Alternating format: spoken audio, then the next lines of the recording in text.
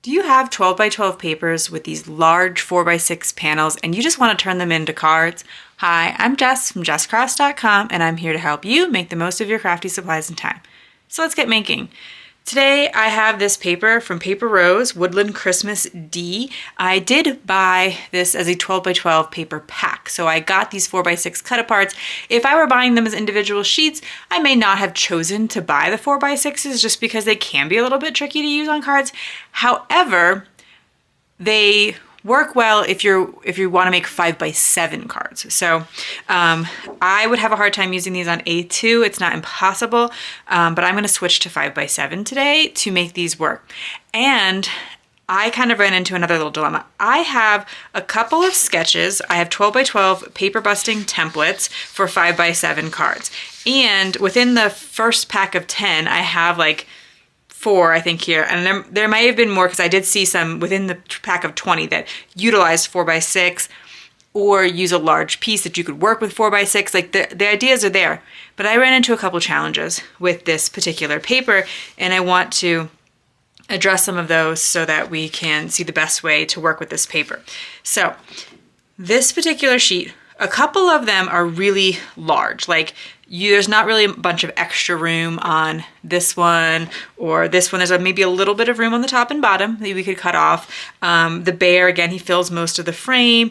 There's a little bit of room here, maybe a little bit of room here, but I think if you cut it down, you'd kind of lose some of the scene. Like they are really like little scenes that they've created, the designer. There is this one with the holly leaves that is pretty flexible. And so keeping in mind that I do really want to use a large piece of it, kind of help me pick my sketch. And then also on the back, this particular design is a little bit larger scale. And so if I cut just say a 1/2 inch piece, that would look, I'm gonna use a piece of paper, you would see about that much paper. And I think you can tell that those are Christmas trees, but a 1/2 inch of this paper is not my favorite. Like if it was like a plaid or something more simple, I think that could work. A full inch, I think, would be worth using. I think it's pretty clear they're Christmas trees and that kind of thing. But it's something that I would consider because sometimes the sketches will call for using like a small sliver. This one here, say I was to use sketch number 10, I could pick 4 of the 4 by 6s and use them as the focal point. And then I would need to use 2 of them as the back side. So there are some options like that. If you ever come to one of these papers and you're like, I really love, say, these 3, definitely want to use those, and I'm willing to say I won't use 2 other ones, then you can, use a sketch that does something like this. And it's kind of, there's a few more like that, but then the other kind of sketch is this one here that says, well, what if we just take a 4 by 4 piece? And this is one of those ones, this particular paper, where I think that would be really challenging to do. This mouse is larger than 4 by 4, so I would wind up having to cut a bit of the mouse off, and I kind of need it to be like a continuous 4 inches, so this is the 4-inch mark. I could say maybe take 1 inch off the bottom and then try to cut 4 inches from the center, but then again, I'm losing a lot of the detail, right? So sometimes those are a good solution. Here, you could probably cut 4 inches out of it and you'd get this section of the paper, and that could be okay. So it's kind of up to you, but there are a couple of sketches like that in the sketch collection. But then sometimes we just need to keep it really, really simple. We like the whole design for the 4 by 6 and we just cut it apart as 4 by 6s. And that's paper busting template number 6 for 5 by 7 cards with 12 by 12 paper. We just make the 4 by 6s. When using tools like paper trimmers, please follow all manufacturers' safety instructions. So I realize that most people probably know that one way you can cut a 12 by 12 sheet of paper without making scraps is cutting 4 by 6 inch pieces. You see them as cut aparts pretty often. And so I still wanted to include it in my templates because I personally, the way that I use my templates is that I put them in a binder, and when I'm ready to start crafting, I flip through them until I see one that works for the particular paper that I like. I tend to go to my collection of paper, pull out the different things that I like, and just get, you know, like, okay, which sketch is gonna help me use that? And for a long time, I used to there was different sketch sites, different people sharing sketches out there, but I really liked this idea of using up the whole piece of paper and not making scraps, because what would happen is I'd go to make a new card, oh, I like this paper, my scrap isn't quite big enough to make it work, whatever, you know, and I just also felt intimidated by like all the little pieces. And so I started thinking, how can you cut a piece of paper perfectly? And then my style was to make the same card usually, like, you know, this time you're making 6 of these 4x6s, but just being able to flip through it. And, you know, like I said, I started making them because it's what I wanted. And then I started sharing them because I was like, well, if I like it, I assume some other people would find it helpful too. So I'm just gonna, again, keep cutting these apart until I have all of the different 4x6. I will also want to cut mats for my 4x6 inch pieces, and I like to call for 1/4 inch bigger mats. I like that look. You could change it up, but they are 4x6, so I need 4 1/4 by 6 1/4 inch mats, and I wanted to show you how I would cut that out of an 8 1/2 by 11 piece of paper to keep the scraps at a minimum. So what I would first do is on this 11 inch side, I would cut it to 6 1/4. Then I would cut that piece that is 6 1/4 by 6 1/4 by 8 1/2. I would cut that again at 4 1/4. And now I have 2 pieces perfectly sized. Then I have this remaining piece. I am going to cut this 8 1/2 by 11 side to 6 1/4. And that gives me the largest piece of scrap, I believe. And then this side, I want to cut to 4 1/4. So right now it's 4 3/4. So I'm going to be cutting a 1/2 inch off of it. And this is all the scrap that is left from an 8 1/2 by 11 piece of cardstock with cutting out my mats. This is a pretty substantial size piece. This one I might use to make fake foam tape, or actually later in the video I will show you an area where a 1/2 inch of cardstock would come in useful.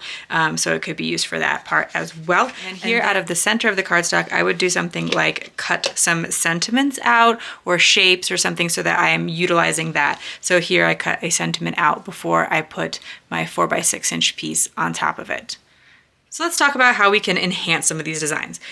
I put the bird panel onto my cardstock mat, and it's really pretty. Of course it is. You know, when the designer made it, looks gorgeous. You know, they thought carefully about their composition, that kind of thing. But to me, there's space here for a sentiment, and so I thought I would enhance some of these with sentiments or maybe some other little things. So I cut out of, I wanted to tell you also, some people have asked about 5x7 card bases. I purchased these through Michael's, but it's the, I believe, Ohuhu brand. And I have linked them in the video description. They can be purchased on Amazon, but like I said, they can also be purchased on Michael's. I'll try to put both links in the video description. I am an Amazon associate, so I earn from qualifying purchases. I always have that in the video description. I do affiliate with scrapbook.com. I think that I try to be always clear with that before you get to the links in the video description.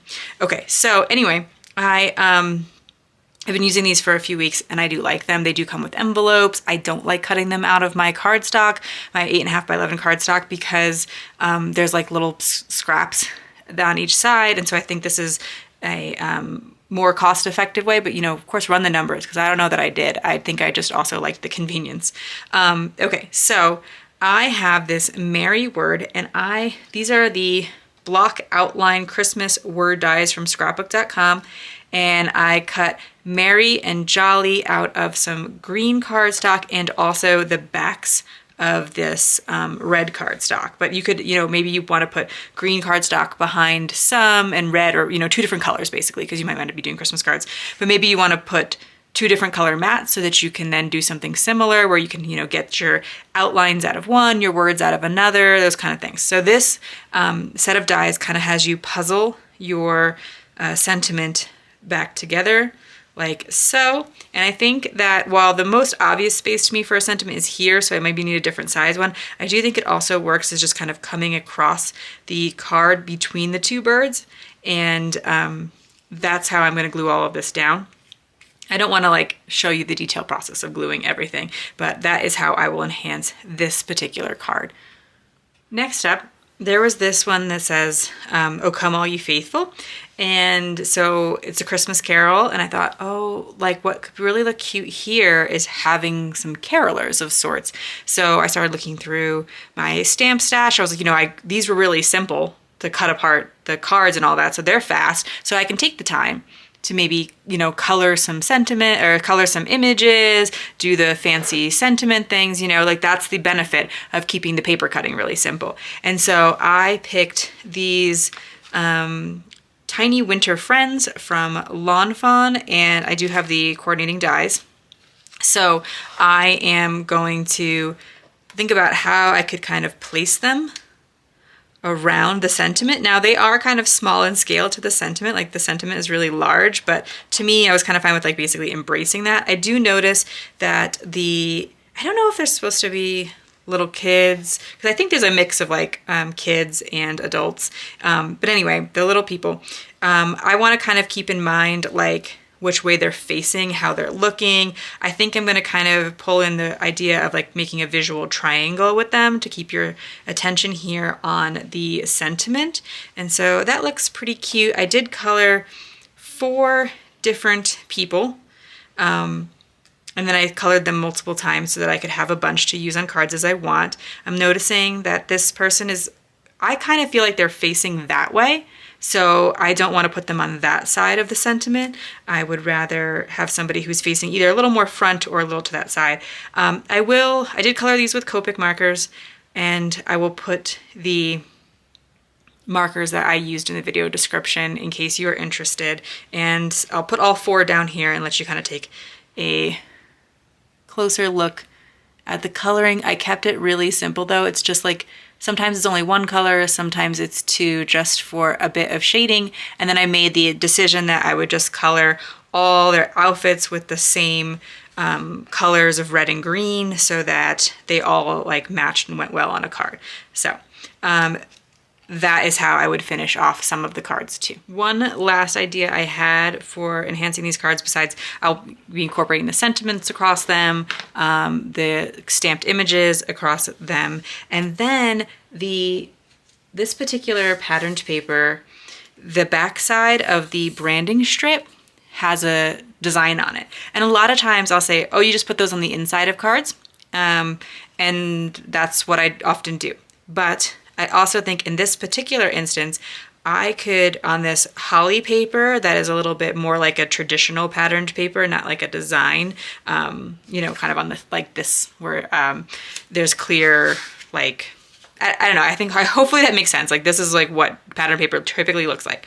That I could use these strips of paper and I would put like 1, the sentiment, and the 2 more, because this is 12 inches across. And so I can cut it into 4-inch pieces. And then this uses that scrap without having to put them on the inside of cards or things like that. So that is that last design. If you were working with a similar thing and you wanted to recreate this, but you didn't have the branding strip, of course you could go to your scraps, or I think just plain cardstock. This is about a little, like, I don't know, really close to about 1/2 inch in terms of the width here. So, sorry, I think you might have just heard my little kitty's collar jingle there. And so you could do that as well. I did have 2 pieces of this pattern paper, so that's where I'm getting the second branding strip from. So that is the last way that I would enhance the cards. So in the end, I was able to make 6 cards with this 1 sheet of 12 by 12 pattern paper with these large cut aparts. I was able to add a little something to each one to work within the design that was given. I added the large sentiment to a few of them. I added a little bit of that branding strip over here for some interest. This is Hero Art's Cranberry and the green is Meadow cardstock. I don't usually necessarily use like the more expensive brands. I do tend to use a lot of like Recollections or Park Lane cardstock, but for the colors that I wanted today. This one here, I did stamp a sentiment from the Wonder and Delight stamp set from scrapbook.com with Noble Fur ink on a Whimsy Stamps banner. And that was just because I felt like the bear was so large, I couldn't get one of these sentiments with him. And then I used the previously mentioned Lawn Fawn Tiny Winter Friends. I really love this stamp set because there's a whole like variety of people included and hairstyles and things like that. So you can just really customize them to whoever you're giving the card to, or create here, like I did, a diverse group of people so that when I donate these cards, that, you know, a variety of people are represented on the cards. And if you are interested in donating your cards, I do have a page at jesscrafts.com that shares links to places that accept handmade cards for donation, as well as jokes that you can put inside your cards. But there are a lot of also great Christmas stamp sets that have inside sentiments, like Sunny Studio and Paper Tray Ink and things like that. So if you found this video helpful, here's another video where you can find more ideas for enjoying your crafty time and supplies. Let me know you like this video with a share to your crafty community. Subscribe and click the bell so you don't miss the next template or tutorial, and check the video description for product links. See you in the next video.